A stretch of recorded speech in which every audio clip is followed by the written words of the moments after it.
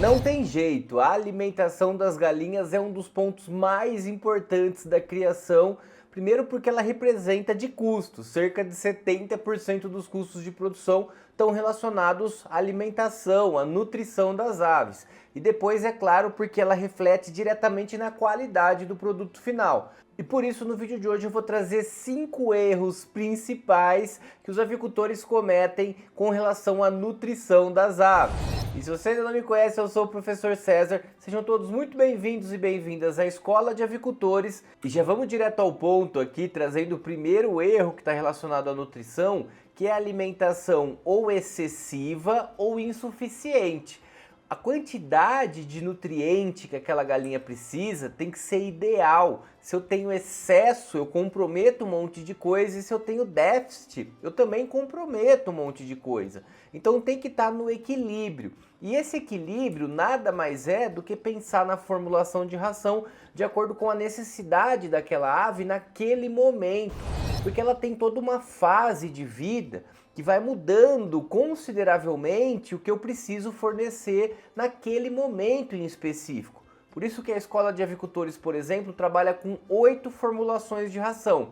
Uma pré-inicial, uma inicial, uma recria 1, recria 2, pré-postura, postura 1, 2 e 3. Por quê? Porque em cada momento da vida dessa ave, ela tem uma necessidade diferente. E aí, esse é um ajuste. Eu tenho os alimentos que eu posso utilizar na formulação de ração e eu sei a exigência da ave naquela fase. Os guias de manejo me trazem já as exigências em cada fase. Eu também tenho na literatura, por exemplo, nas tabelas brasileiras de aves e suínos, o que cada alimento fornece com relação a nutriente. Se ele é energético, se ele é mais proteico, quanto que ele fornece. Então esse é um ponto crucial. Então falar em formulação de ração para galinha é pensar nesse encaixe da necessidade que essa galinha tem e os alimentos disponíveis. É claro, visando a maior eficiência produtiva com o menor custo. E aqui entra aspectos da qualidade da matéria-prima, aqui entra aspectos de fato da formulação da ração e do conhecimento nos diferentes ingredientes. E os erros eles estão muito atrelados a isso, inclusive. O segundo que eu queria trazer, que é muito comum, é o erro relacionado a não respeitar o que o núcleo te indica na formulação de ração. Agora pensando na formulação de ração em si, que é mais barato, mais viável muitas vezes, quando a gente trabalha com avicultura comercial, né, produção de ovos caipiras ou frango de corte como um negócio, para economizar é interessante fazer a própria ração. E quando a gente formula a nossa própria ração, eu tenho 2 ingredientes principais ali para compor a parte de vitaminas e minerais, que é ou premix ou núcleo. Então, geralmente a gente trabalha com núcleo, que é mais completo e é mais fácil e está mais disponível em todas as regiões. Só que quem indica, né, a quantidade, a porcentagem de inclusão é o fabricante. E aí eu trouxe até um print aqui de um exemplo desse erro básico, inclusive, né, que ele estava utilizando para 10 quilos de ração, 1 quilo de núcleo, ou seja, está entrando em 10% basicamente dessa formulação. Sendo que o núcleo que ele estava utilizando e os núcleos que a gente tem disponível, né, no mercado, eles têm inclusões ali entre 3, 2 até o mínimo, mais 4, 5, 6, 4 e 5 é a média geral de inclusão dos núcleos. E ele estava utilizando um núcleo que está recomendando 4% na formulação. Então isso é muito importante. O núcleo me diz, o rótulo do núcleo está me falando, ó, você vai colocar 4%. Ou seja, a cada 100 quilos de ração, eu vou colocar 4 quilos de núcleo. Se eu estou usando 10%, eu estou extrapolando demais, colocando 6% a mais, né? E isso é um perigo, eu estou mais que dobrando a quantidade necessária, isso acaba levando a excesso de nutrientes, de vitaminas e minerais, pode dar vários problemas, inclusive gastando muito dinheiro à toa. Então é muito importante a gente estar atento à quantidade do núcleo relacionada, é claro, ao rótulo. Depois eu ajusto as formulações de ração, as fases de vida dessa ave de acordo com a inclusão do núcleo. E o núcleo a gente encontra 3 tipos no mercado: o da fase inicial, o de crescimento e o de postura. Então é muito importante respeitar essas diferentes fases nas formulações de ração. E um terceiro erro comum quando a gente fala em nutrição, alimentação das aves, está relacionado a não ajustar o farelo de soja à sua realidade. Isso é muito importante. Esse aqui é um recorte, inclusive, das tabelas brasileiras de aves e suínos, que foi atualizada agora em 2024. E ela traz inúmeras possibilidades de a gente encontrar soja no mercado. Eu posso ter desde a soja, né, o concentrado proteico, aí eu entro os farelos, mais farelo de 44,5% de proteína bruta, 45,6%, 46,5%, 48% de proteína bruta. Eu ainda posso ter a soja integral extrusada, a integral micronizada, a tostada, um isolado proteico. Posso ter ela na forma semi-integral, ainda tostada ou extrusada. Então, muito cuidado com o que você está comprando na casa agropecuária. Saiba fazer a leitura do rótulo certinho. Geralmente, a gente utiliza os farelos. Só que aí mais um ponto de atenção, a gente tem farelos que vão desde 44% até 48%. Então aqui um cuidado muito especial para quem usa formulação pronta, né? Alguém passou uma fórmula de ração e você está seguindo à risca, sem muito conhecimento. Porque aquela fórmula ela pode estar montada, por exemplo, para uma dieta que está utilizando um farelo de soja de 44,5% de proteína bruta. Só que você está comprando no seu mercado um farelo de soja de 48% de proteína bruta, ou vice-versa. Se você está comprando, né, um farelo de soja de 44,5% e está usando uma formulação de ração que foi feita para 46,5%, você tem um gap aí, né? Você tem uma diferença da formulação que você está seguindo pelo ingrediente que você está utilizando. Isso principalmente quando a gente segue formulações externas, né? Ou mesmo formulação que está no núcleo. Por exemplo, quem está recomendando aquela formulação do núcleo, ele não sabe o farelo de soja que você está utilizando.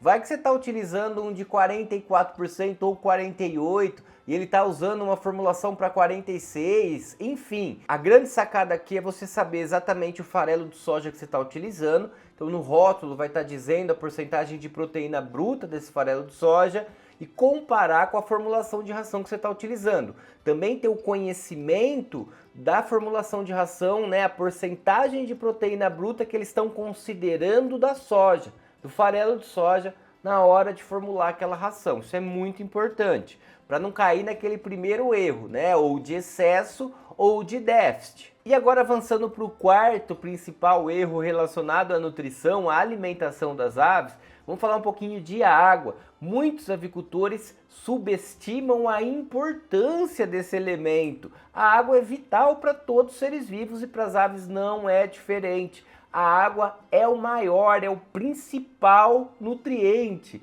A água está sim relacionada à alimentação, está diretamente relacionada à nutrição. Aliás, não só está diretamente relacionada, como é o mais importante. Porque sem água não tem nada, não tem nutrição sem água. Não adianta a galinha comer, porque a água, por exemplo, ela participa do transporte dos nutrientes para dentro da célula. Ela participa da absorção desses nutrientes no trato gastrointestinal. Ela participa de todo o processo de digestão. Então não adianta falar em nutrição se não tem digestão. Ela tem inúmeras funções fundamentais no organismo.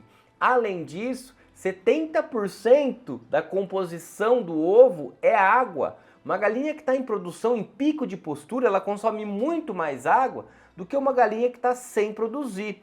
Então essa conta tem que ser feita e sempre estar de olho em vários pontos de atenção relacionados à água. Por exemplo, a temperatura. Uma ave adulta, ela gosta de água a 20 graus Celsius. É um desafio gigante no calor do Brasil mandar água para dentro do galpão a 20 graus Celsius. Se essa água está a 30, nossa, ela vai diminuir muito o consumo de água, diminui o consumo de ração, diminui a eficiência e a produção. Então a gente tem que estar muito atento à temperatura, à dureza da água que pouca gente fala. Tem muito mineral nessa água, tem que fazer uma análise mais profunda. Aliás, até a formulação de ração tem que ser ajustada com isso. Porque às vezes você tem uma água com uma dureza muito alta, né, com muito mineral, magnésio, por exemplo, com sódio, e isso também é ingrediente do núcleo. A galinha precisa desses minerais. Só que se eu estou colocando no núcleo e tem bastante na água, eu estou trabalhando com excesso de minerais. Isso pode dar problema, inclusive. Eu preciso analisar essa água, saber a dureza dela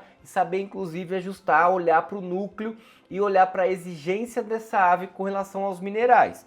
Um pouco mais complexo, é mais profundo, inclusive, a gente fazer essa análise. Uma outra coisa importante relacionada à água é a cloração. Eu preciso clorar por lei, tem que ter 3 ppm de cloro livre no bebedouro. Além disso, o cloro é um excelente sanitizante, vai evitar doenças, aliás, vai evitar muita dor de cabeça. Pro criador, utilizar o cloro é fundamental. Utilizar um filtro, eu recomendo geralmente aquele quarteto, né? Que a gente tem o clorador, tem o acidificador, você tem também o antigota e o filtro. Então põe filtro, né, no galpão, na saída da caixa d'água, coloca o clorador, analisa o pH para ver se precisa corrigir com acidificador. Tudo isso são pontos de atenção para a gente pensar na água. Claro, para ter uma água de qualidade. Tendo água de qualidade, eu vou ter um produto de qualidade. Está diretamente relacionado. E o quinto ponto que eu queria chamar a atenção aqui é com relação aos complementos que a gente trabalha, né? Geralmente a gente fornece a ração, então é o concentrado energético, proteico e o núcleo, que é as vitaminas, os minerais, e nos intervalos eu vou utilizar os alimentos mais fibrosos, que são os restos de alimentos, né? Os restos de verduras, ou mesmo posso plantar para elas uma couve, capim, posso dar uma série de coisas, área de pasto que ela vai acessar e vai consumir essas gramíneas. Eu também posso fornecer isso, né, no comedouro. Então, é muito importante pensar no que eu estou fornecendo de complemento. Às vezes a gente mistura isso no concentrado e está errado. Não deve se misturar concentrado com volumoso. Isso tem que ser complemento em intervalo. E mesmo assim, quando eu for fornecer esse verde, é interessante utilizar alimentos menos fibrosos. E é possível, até pela característica da folha. Pensa comigo, um napier de 3 anos de idade, ele já está com aquele estalo grosso, né? Com aquela folha com muita lignina. Aquela folha ela já está muito resistente, né? Ela se formou muito parede celular. E a absorção daquele nutriente, caso venha acontecer alguma absorção para as aves, algum benefício, fica muito limitado, porque tem um excesso de fibra. Então, quanto mais tenra, quanto mais novinha for o verde, quanto mais molinha for a folha, né, melhor. Sempre busque essas folhas mais molinhas, evite folhas muito rígidas. Se for utilizar folha mais rígida, processa, né, pica essa folha para facilitar o consumo e a absorção. Tendo em vista que ela não vai aproveitar praticamente nada do que tange a nutrição em si. Pode ajudar na pigmentação da gema, trazer algumas vitaminas ali, alguns minerais, mas muito timidamente. Vai elevar muito a fibra, muito cuidado com essa fibra na alimentação. Tem que ter um equilíbrio. A diferença, né, entre o veneno e o remédio está na dose. Então cuidado com essa dose de verde que a gente fornece quando está pensando em uma avicultura caipira como um negócio, é claro, que eu estou estruturando aqui pensando, né, em ter um retorno financeiro na atividade. Que é exatamente isso que a gente trabalha aqui na Escola de Avicultores, como lucrar, como ter um negócio com a produção de ovos caipiras na avicultura caipira. Se você ainda não segue a nossa escola, é muito importante, não custa nada, é só apertar no botão inscrever-se. Toda segunda e quinta, 7 horas da noite, tem vídeo novo e um vídeo para levar você para outro patamar de conhecimento, para estar sempre na vanguarda aí da avicultura caipira no que tange as inovações do mercado. Eu espero você no próximo. Um grande abraço!